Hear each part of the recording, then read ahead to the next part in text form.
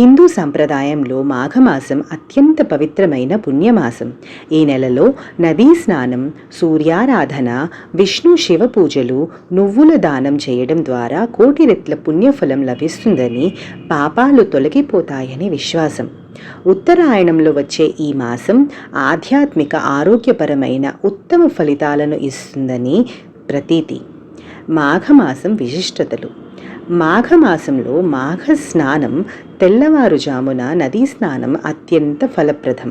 కార్తీక మాసంలో దీపాలకి ఎంత ప్రాముఖ్యత ఉందో మాఘమాసంలో స్నానానికి అంత ప్రాముఖ్యత ఉంది.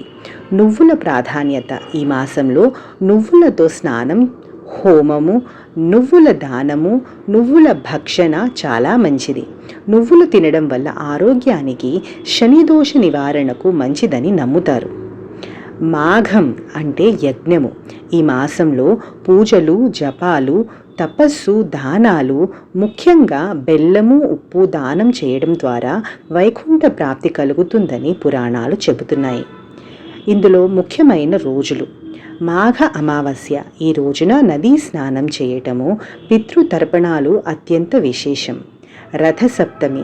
సూర్యుడు ఉన్న రాశిని బట్టి సూర్యకిరణాలు భూమిపై ప్రత్యేక కోణంలో పడే రోజు. సూర్యారాధనకు ఉత్తమ దినం. మహాశివరాత్రి. మాఘ బహుళ చతుర్దశి నాడు శివరాత్రి జరుపుకుంటారు.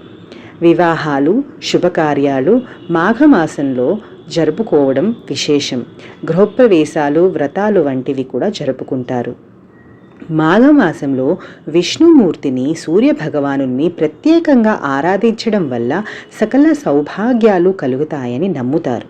ఇటువంటి శుభప్రదమైన మాసంలో విష్ణు సహస్రనామ పారాయణము, ఆదిత్య హృదయము, సూర్య మంత్రాలు చదువుకోవడము ఎంతో విశేష ఫలితాలను తీసుకొస్తుందని విశ్వసిస్తారు.